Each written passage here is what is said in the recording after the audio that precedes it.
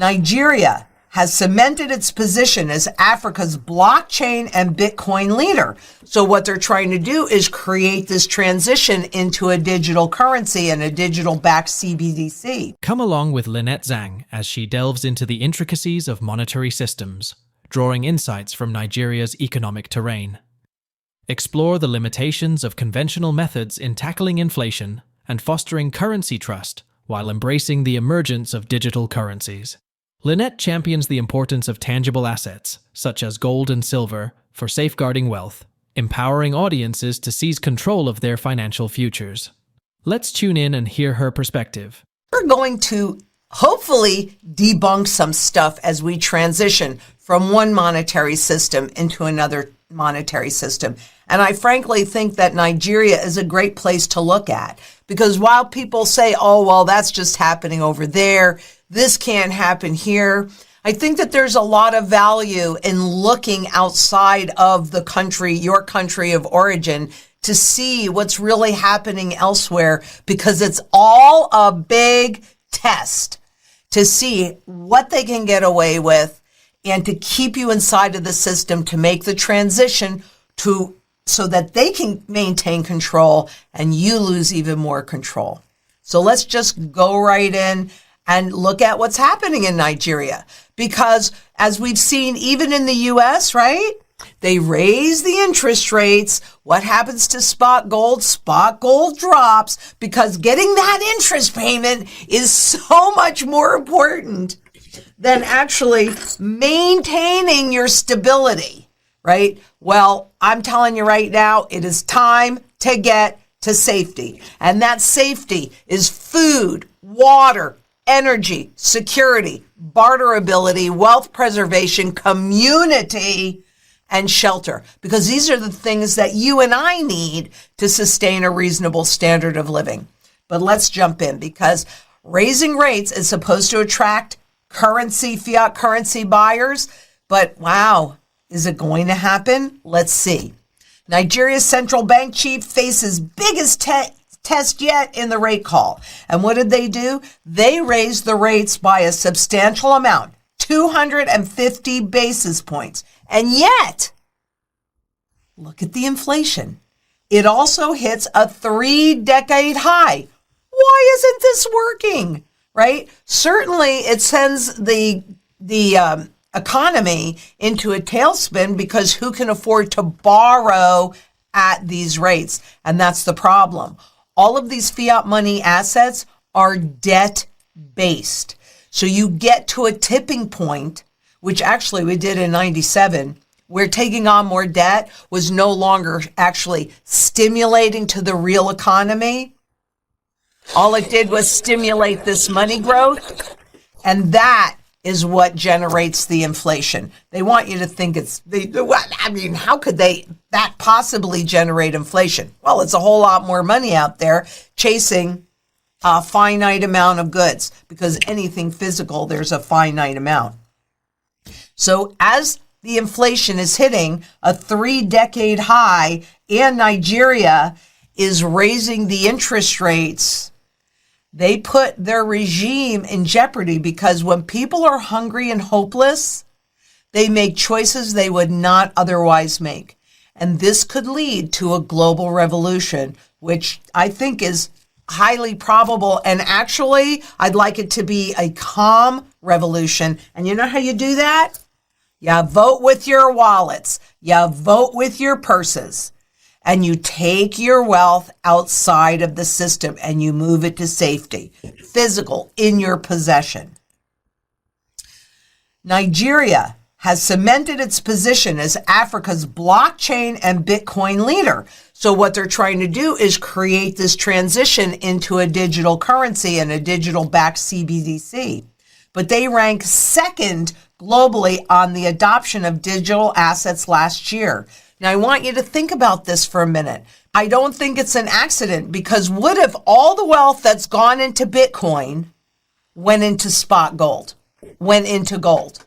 What would that do? right? You would see gold at a substantially higher price, maybe not, because they can create as many paper contracts and digital contracts as they want to. But all that really does is hide the true fundamental value of gold. Those that understand that, like, say the central banks that have been accumulating more gold than they ever have historically, right? They understand this, but they don't want the general public to understand it. I want you to understand it. This year, the adoption will continue with enterprise solutions, stablecoins, and regulations set to be among the main trends. Wow. One of the biggest stories we saw was a massive uptake in stablecoins.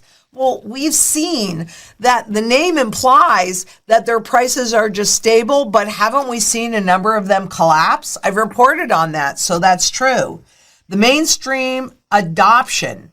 Okay, so uptake in stablecoins and the mainstream adoption by African businesses and individuals. So what are they doing, right? Now, Nigerian Central Bank came out with a CBDC. And they have not been able to generate adoption. So rather than changing what they're doing, they're trying to come in like a Trojan horse because they know that stable coins are being adopted. So they're bringing out the e-Naira. The stable coin adoption could spell its doom this year. They're talking about the CBDC. I definitely do not want those that are in control to continue to have that control. Their central bank, in its first policy meeting since July, announced a supersized increase in interest rates to tackle runaway inflation and stem the collapse of the country's currency. They don't care about the country itself. They don't care about the population and their struggles and how they're starving. They just care that this will save the currency. You know what I think about? I don't care which currency you're looking at. Garbage. This is real money. This is real money. And it doesn't matter what the form is. Gold and silver at its base are monetary. You need to have it in as many forms as you possibly can. This is the most recognizable form. According to the blog post, the CNGN token is pegged 1-to-1 to the Nigerian Naira, the country's fiat currency, and it's backed by Naira reserves held in designated commercial banks. Wow, the currency is collapsing. How is this going to be a stable coin? I mean, you almost can't make this stuff up. It's really, frankly, laughable. Do you really think that that's going to instill confidence when the people are experiencing inflation at levels never before seen? I don't think so. And they hit a fresh record low despite that. I mean, this is the fresh record low. And look at, this is an overnight revaluation. Here's another overnight revaluation, and it continues to weaken. So this is all the interest rates them redoing the interest rates, and it ain't working. It ain't working. It's not working there. It's not going to work here. Ponzi schemes work until that confidence is lost. They're in trouble. This is spot gold. This is the US dollar to the Naira. It's up 882.24% over 10 years. This is spot gold.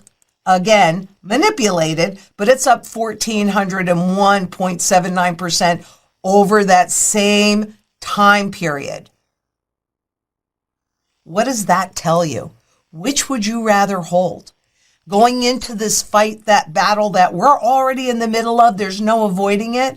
What do you want to hold? Because it doesn't matter where you are in the world. They can suppress, they can create as much gold that does not nor ever will exist as they want to, but that doesn't take away the truth. And when they do that overnight revaluation and they take this that has no intrinsic value and is used in one place and they reset it against gold, which is 100% intrinsic value because it is used in every single segment of the global economy. Thank you for joining this exciting exploration of the world of finance and economics. Don't miss out on upcoming adventures. Hit that subscribe button and ring the notification bell to stay updated. Remember, the journey to financial success requires both knowledge and action. Keep nurturing your curiosity, making informed decisions, and striving for greatness. Together, we will reach new heights and discover endless possibilities. Until next time, stay curious, stay inspired, and keep thriving.